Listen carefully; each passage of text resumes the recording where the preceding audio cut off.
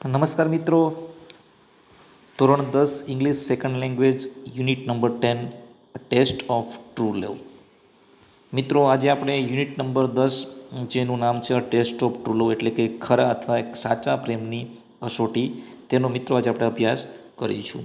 મિત્રો, ટેસ્ટ એટલે કે કસોટી, ટ્રુ લવ એટલે કે ખરો પ્રેમ અથવા સાચા પ્રેમની કસોટી.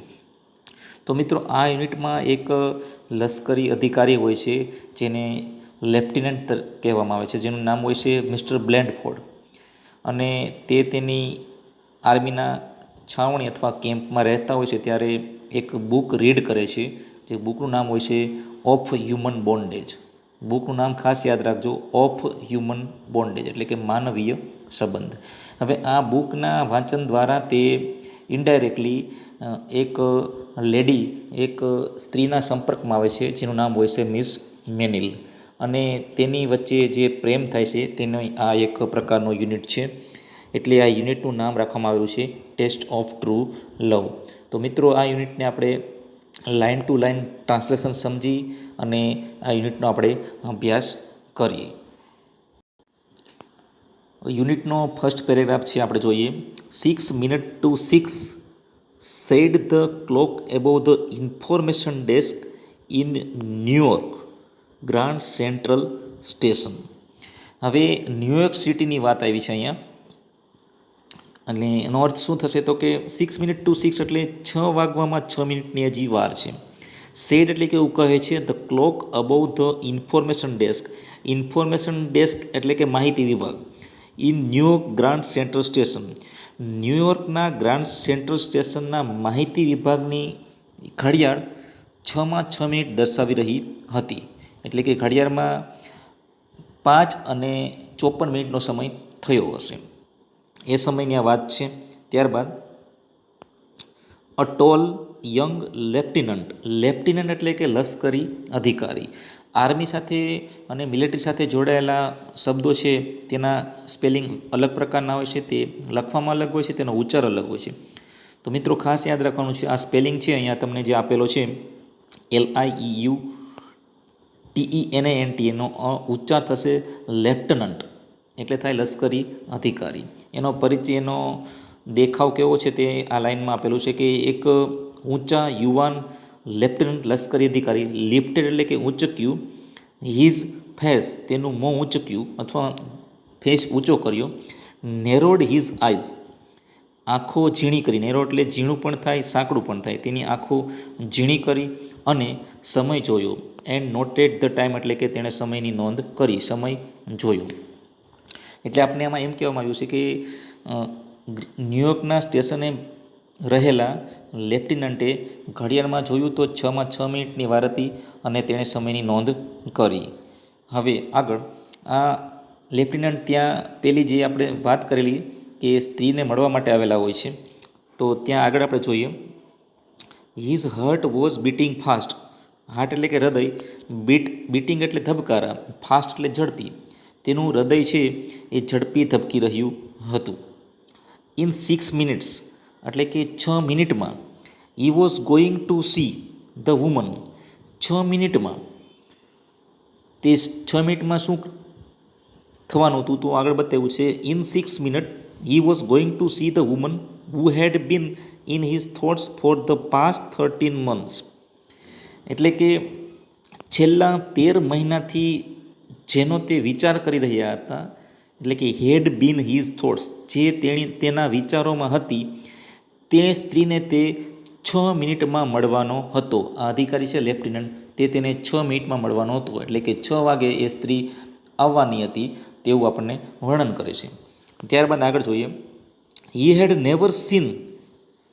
હેડ પ્લસ V3 આવે સમસ્યા, ખાસ યાદ રાખવાનું. હેડ પ્લસ V3 હોય છે, પૂર્ણ ભૂતકાળ છે. હી હેડ નેવર સીન ધ વુમન, તેણે એ સ્ત્રીને ક્યારેય જોયેલ હતી નહીં. એટ, તો પણ, હર વર્ડ્સ, તેણીના શબ્દો, તેણી એટલે પેલી સ્ત્રી, રિટર્ન ઇન હર લેટર, તેના પત્રમાં તેણે લખેલા હતા. હેડ મિન્ટ અ ગ્રેટ ડીલ, એટલે કે હેડ મિન્ટ એટલે કે તેના મતે, તેના મન, ગ્રેટ ડીલ એટલે કે ખૂબ જ મહત્ત્વ હતું.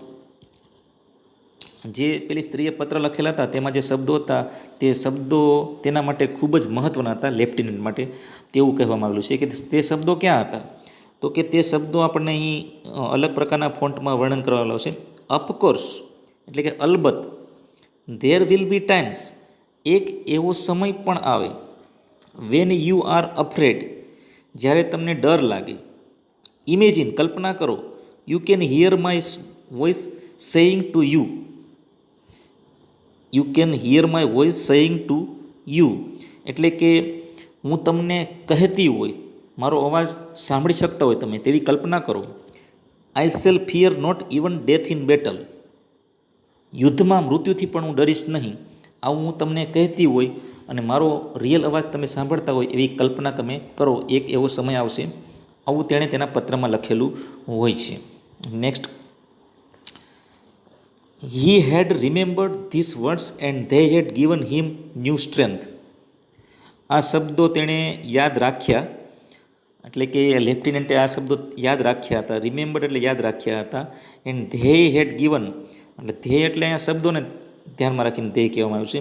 કે તે શબ્દો તેને એટલે કે લેફ્ટિનન્ટને ન્યૂ સ્ટ્રેન્થ એટલે કે એક નવી જ તાકાત આપી હતી. આ શબ્દોએ તેને એક નવી જ તાકાત આપેલી હતી. નાવ એટલે કે હવે, હી was going to here, going to એટલે અહીં જવું નહીં પણ કંઈક ક્રિયા થઈ જવા રહી છે એ અર્થમાં ગોઈંગ ટુ આવે. હી was going to here, here એટલે સાંભળવું.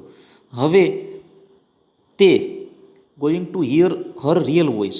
અત્યાર સુધી તો પત્રમાં જ વાતચીત કરેલી હતી લેફ્ટિનન્ટ લશ્કરી અધિકારીએ, પરંતુ હવે તે now he was going to hear her real voice, હવે તે તેનો ખરેખર વાસ્તવિક અવાજ સાંભળવાનો હતો. આ અધિકારી છે તે. ઇટ વોઝ 4:06, ફરી પાછો સમયનો ઉલ્લેખ કર્યો કે 6:04 વાર હતી. આગળ વાત કરી હતી ત્યારે 6 મિનિટની વાર હતી. 2 મિનિટ વિચારોમાં જતી રહી આ બધી ચર્ચામાં.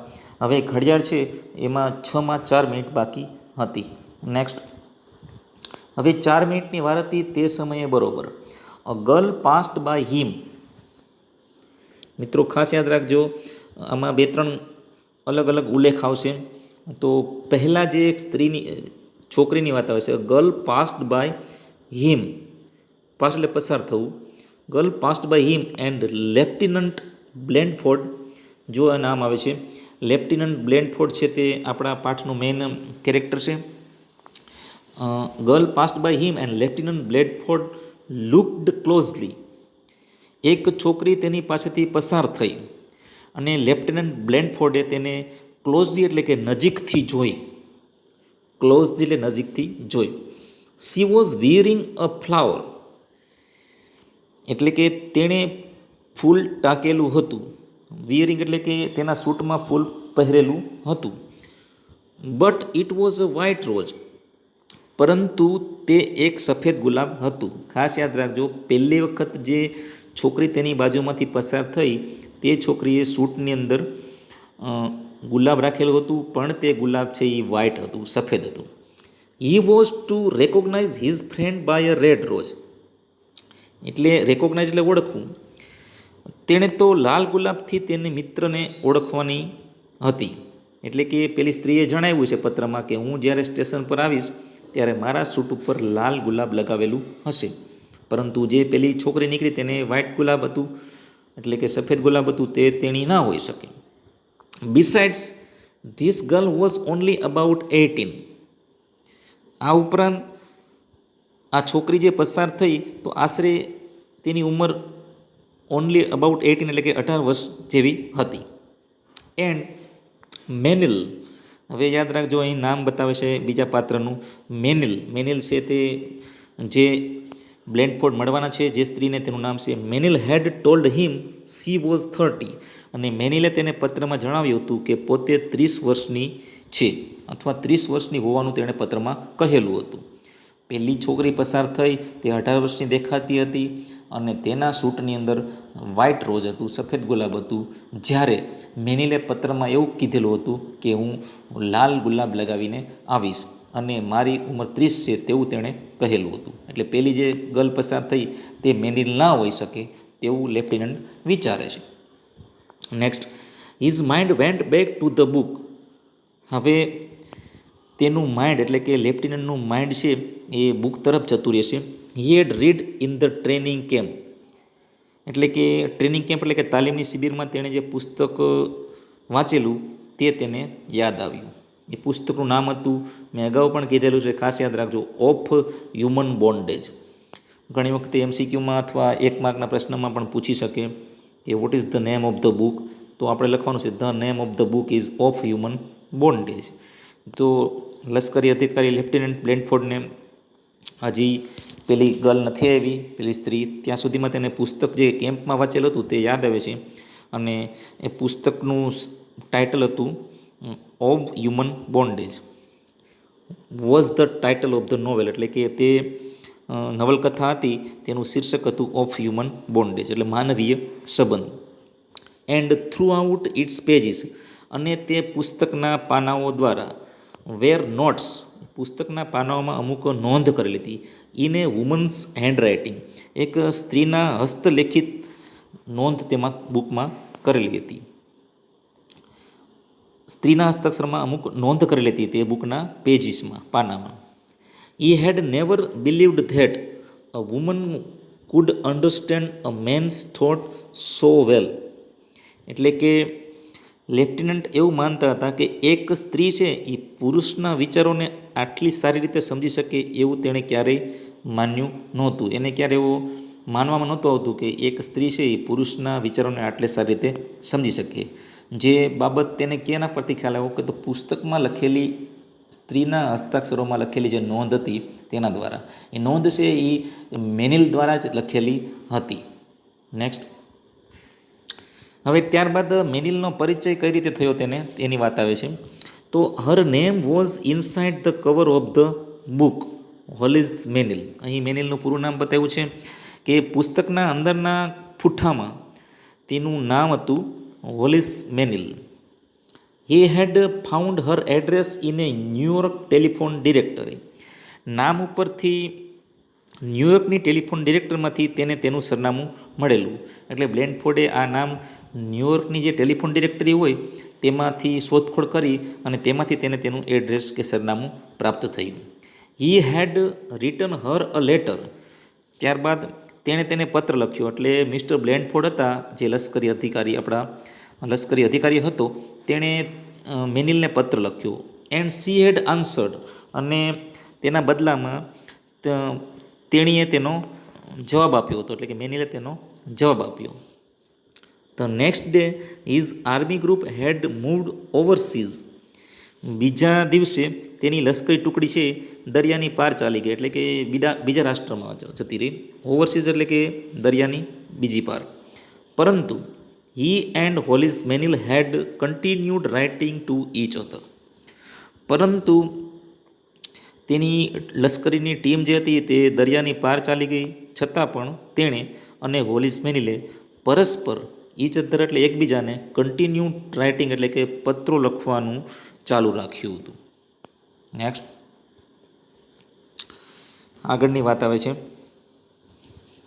Four 13 months she had written to him regularly. એટલે કે 13 મહિનાથી મિસ્ટર બ્લેનફોર્ડ છે તે મિસ મેનિલને નિયમિત રીતે બંને એકબીજાને પત્ર લખતા હતા. અહીં આપણે એવું કીધું છે કે ફોર 13 months સી હેડ એટલે કે મિસ મેનિલ છે તેને 13 મહિનાથી નિયમિત રીતે પત્ર લખતી હતી. Even when his letters did not arrive. His એટલે કે તેના, એટલે કે મિસ્ટર બ્લેનફોર્ડના પત્રો આવવાના બંધ થઈ ગયા તો પણ સી કેપ્ટ ઓન રાઇટિંગ, તેણીએ પત્ર લખવાનું ચાલુ રાખ્યું હતું. એટલે કે તેના પત્ર, બ્લેનફોર્ડના પત્રો ન આવે તો પણ તે પત્રો લખ્યા જ કરતી હતી. Now he believed that he loved her and that she loved him. હવે બ્લેનફોર્ડને એવું લાગ્યું કે તે મેનિલને ચાહતો હતો અને મેનિલ છે તેને ચાહતી હતી તેવું તે માનતો હતો. એટલે કે લેફ્ટિનન્ટને પત્રો આવવાનું કન્ટિન્યુ શરૂ રહ્યું તો લેફ્ટિનન્ટને એવું ફીલ થયું કે મેનિલ તેને ચાહે છે અને તે મેનિલને ચાહે છે. Next, she had refuse all his request photograph. તેના મિસ્ટર બ્લેન્ડફોર્ડે પત્રવ્યવહાર ચાલુ રહ્યો તો મિસ્ટર બ્લેન્ડફોર્ડ જે લેફ્ટનન્ટ હોય છે તેને ફોટોગ્રાફ માટે વિનંતી કરે છે, પરંતુ તેના ફોટોગ્રાફ માટેની તેની બધી વિનંતીઓને તેણે નકારી. રિફ્યુઝ એટલે કે ના પાડી દીધી. પત્રમાં ફોટો મોકલવાનો તેણે ઇનકાર કરી દીધો. અને તેણે જણાવે છે સી હેડ એક્સપ્લેન એટલે કે તેણે સ્પષ્ટતા કરી કે if your feelings for me has any reality, જો મારા પ્રત્યેની તમારી લાગણીમાં કંઈ સચ્ચાઈ હોય તો my looks won't matter. Won't એટલે વિલ નોટનું ટૂંકું રૂપ છે, ખાસ યાદ રાખવું મિત્રો. જો તમને મારી લાગણી પ્રત્યે કંઈ સચ્ચાઈ હોય તો my looks don't want matter એટલે કે મારો દેખાવ છે એનું કોઈ મહત્ત્વ નથી. ત્યારબાદ તે જણાવે છે કે સપોઝ ધારો કે આઈ એમ બ્યુટીફુલ, ધારી લો કે હું સુંદર છું. I would always have the idea that you were attracted by a pretty face. આગળ તે જણાવે ધારી લો કે હું સુંદર છું તો તમે એક સુંદર ચહેરાથી આકર્ષાયા હતા એવો વિચાર મને સતત આવતો રહેશે. That kind of love would displease me એટલે કે આ પ્રકારના પ્રેમથી મને ખુશી ન મળે. ત્યારબાદ બીજી વાત જણાવે છે કે suppose I am not pretty then I would always fear that you were writing to me because you were lonely. ધારી લો કે હું સુંદર નથી તો પછી મને હંમેશા એવો ડર રહેશે કે તમે અલોન એટલે કે એકલા હતા તેથી મને પત્રો લખતા હતા. No don't ask for my picture, ના મહેરબાની કરીને તમે મને ફોટોગ્રાફની માંગણી ન કરશો, આવું તેણે પત્રમાં જણાવેલું. When you come to New York you shall see me એટલે કે તમે જ્યારે ન્યૂયોર્ક આવો ત્યારે મને જોશો, એવું તેણે પત્રમાં જણાવેલું. આ બધી વાતચીત છે એ લેફ્ટનન્ટને સ્ટેશન પર હતા ત્યારે યાદ આવી રહ્યું હતું. હકીકતમાં તે હજી મેનિલને મળ્યા ન હતા, તેને ક્યારેય જોયેલ હતી નહીં, પરંતુ આ બધી બાબત તેને યાદ આવી રહી હતી. નેક્સ્ટ હવે થઈ જાય છે 6:01 વાર એટલે કે 1 minute to 6. 6:01 વાર હતી. And Blandford's heart leaped. હવે 6 વાગવામાં થોડી જ વાર હતી. 6:01 અને બ્લેન્ડફોર્ડનું હૃદય ધબકવા માંડ્યું. હાર્ટ લેપ્ડ એટલે કે હૃદય છે એ ધબકવા લાગ્યું. A young woman was coming towards him. એક યુવાન સ્ત્રી તેની તરફ આવી રહી હતી. સી વોઝ, અહીં તેનો પરિચય આપ્યો છે, અમુક શબ્દો ખાસ યાદ રાખજો, સમાનાર્થીમાં સિમિલર વર્ડમાં પૂછાશે. She was tall and slender એટલે કે સ્ત્રીની વાત આવે છે, તેણી ઊંચી અને એક વડા બાંધાની એટલે કે સ્લેન્ડર એટલે કે પાતળી હતી. બીજી ભાષામાં કહીએ કે પાતળી હતી, સ્લીમ હતી. સ્લેન્ડરનું સમાનાર્થી કરીએ સિમિલર તો સ્લીમ થાય. તેણી ઊંચી અને પાતળી હતી. હર આઈઝ વેર એઝ બ્લુ એઝ ફ્લાવર્સ એટલે તેની આંખોની સરખામણી કરીશ, તેની આંખો ફૂલો જેટલી ભૂરી હતી. હર લિપ્સ એન્ડ ચીન હેડ જેન્ટલ ફર્મનેસ એટલે કે તેના હોઠ અને ચહેરા પર એક પ્રકારનું સૌમ્ય મક્કમતા હતી. ફર્મનેસ એટલે કે મક્કમતા હતી. જેન્ટલ એટલે કે સૌમ્ય એટલે કે એનો ચહેરો ખૂબ સોફ્ટ એવો દેખાતો હતો. ઇન હર ગ્રીન સૂટ તેણે પહેરેલા લીલા પરિવેશમાં એટલે કે લીલા સૂટમાં she was like spring time itself પરિવેશમાં જાણે સ્વયં વસંત ઋતુ જેવી તેણી લાગતી હતી. અહીં વુમનની સરખામણી વસંત ઋતુ સાથે કરવામાં આવેલી છે તેની સુંદરતાને ધ્યાનમાં રાખીને. Next he started walking towards her એટલે કે બ્લેન્ડફોર્ડ તેના તરફ ચાલવા લાગ્યો. અધિકારી છે અને લશ્કરી આર્મીના લેફ્ટનન્ટને એમ થયું કે કદાચ મિસ મેનિલ આ જ હશે, તો તે તેની તરફ સામે ચાલવા લાગ્યો. But then he notice she did not have a rose પણ પછી તેના ધ્યાનમાં આવ્યું કે તેની પાસે ગુલાબ નહોતું. હવે મેનિલે તેને પત્રમાં એવું જણાવ્યું હતું કે હું સ્ટેશન પર આવું ત્યારે મેં લીલા રંગના સૂટ પર લાલ ગુલાબ પહેરેલું હશે, પરંતુ લીલું સૂટ હતું પણ લાલ ગુલાબ ન દેખાણું. As he moved she smiled swiftly તે આગળ ચાલ્યો ત્યારે એટલે કે લશ્કરી અધિકારી તેની પાસે પહોંચ્યો અને આગળ ચાલ્યો ત્યારે તેણે સી સ્માઇલ એટલે કે તેણે એક મોહક સ્મિત આપ્યું. સ્માઇલ સ્વીટલી એટલે કે એક હાસ્ય સાથે તેણે કહ્યું going my way soldier she murmured એટલે કે મારા રસ્તે જાઓ છો જવાન, તેણી ધીમેથી બોલી. મર્મર્ડ એટલે કે ધીમેથી બોલી. તમે આ તરફ જઈ રહ્યા છો જવાન? કારણ કે બ્લેન્ડફોર્ડ હશે એ લશ્કરી ડ્રેસમાં હશે, એના આર્મીના ડ્રેસમાં, એટલે તેણે કહ્યું પેલી સ્ત્રીએ, તમે આ રસ્તે જઈ રહ્યા છો જવાન? નેક્સ્ટ, હી ટૂક વન સ્ટેપ ક્લોઝર. હી એટલે બ્લેન્ડફોર્ડ, તે એક ડગલું નજીક ગયો, ક્લોઝર એટલે નજીક. Then he so the woman with the rose. જેવું તે એક ડગલું આગળ ગયો ત્યાં તેણે એક ગુલાબ ટાંકેલી સ્ત્રી જોઈ. તો મિત્રો ખાસ યાદ રાખજો, સૌ પ્રથમ જે પહેલી ગર્લ પસાર થાય છે તેને રેડ રોઝ નથી હોતું, તે 18 વર્ષની હોય છે, તે મિસ મેરિલ નથી. ફરી પાછા બ્લેન્ડફોર્ડ છે એ તેની સામે લીલા સૂટવાળી સ્ત્રી આવે છે તો તેની સામે જાય છે, તેને ગુલાબ નથી હોતું. અને ત્યારે એક ડગલું આગળ વધે છે ત્યારે ગુલાબ ટાંકેલી સ્ત્રીને તે જોવે છે. She was standing behind the girl. આપણે જે લીલા સૂટવાળી ગર્લની વાત કરતા હતા વુમનની, તે તેની પાછળ હતી, એટલે કે તે છોકરીની પાછળ ઊભી હતી. ગર્લ અ વુમન પાસ્ટ 40 એટલે કે 41 વર્ષની સ્ત્રી. હર ગ્રેઇંગ હેર એટલે કે તેના સફેદ વાળ સાથે. Pulled under an old hat એટલે કે જૂની હેટ, જે ટોપી આવે છે એક પ્રકારની, જૂની હેટ નીચે ઢાંકેલા હતા, જેના સફેદ વાળ ઢાંકેલા હતા, તેવી 40 વર્ષની દેખાતી સ્ત્રી. સી વોઝ રાધર હેવી એટલે તેણી થોડી જાડી હતી. રેધર હેવી એટલે થોડી જાડી હતી. But there was no mistake about the red rose on her untidy coat. પરંતુ તેના અનટીડી એટલે કે અવ્યવસ્થિત કોટ ઉપર લાલ ગુલાબ વિશે કોઈ સંદેહ ન હતો. એટલે તેનો અસ્તવ્યસ્ત કોટ હતો, તેના પર તેણે ગુલાબ લગાવવાનું ભૂલી ન હતી, ગુલાબ લગાડેલું હતું. Next, the girl in the green suit was walking quickly. હવે તેની આગળ પેલી થોડી વાર પહેલાં જે ગર્લની વાત આવી હતી લીલા સૂટવાળી, તે લીલા પરિવેશમાં જે પેલી છોકરી હતી તે ઝડપથી આગળ થઈ અને ત્યાંથી જતી રહી. ત્યારબાદ Blandford's attention was divided between the two. એટલે કે બ્લેન્ડફોર્ડનું લશ્કરી અધિકારીનું ધ્યાન બે વચ્ચે વહેંચાઈ ગયું, પેલી લીલા સૂટવાળી સ્ત્રી અને એની પાછળ રહેલી 40 વર્ષની દેખાતી હેટ પહેરેલી એટલે કે ટોપી પહેરેલી સ્ત્રી. He felt a strong urge to follow the girl. તેને છોકરીનો પીછો કરવાની તીવ્ર લાલચ થઈ, કારણ કે તે દેખાવમાં બહુ સુંદર હતી, એટલે બ્લેન્ડફોર્ડનું મન છે તેના તરફ પડી ગયું, તેને તેનો પીછો કરવાની લાલચ થઈ આવી. તેમ છતાં he also had a deep longing for the woman who had given him great courage and strength. તેમ છતાં જે સ્ત્રીએ તેને ખૂબ હિંમત અને શક્તિ આપ્યા હતા, કરેજ એન્ડ સ્ટ્રેન્થ, શક્તિ અને હિંમત આપ્યા હતા, જે સ્ત્રીએ તેને ખૂબ હિંમત અને શક્તિ આપ્યા હતા તે સ્ત્રી પ્રત્યે તેને ઊંડી ઝંખના પણ હતી.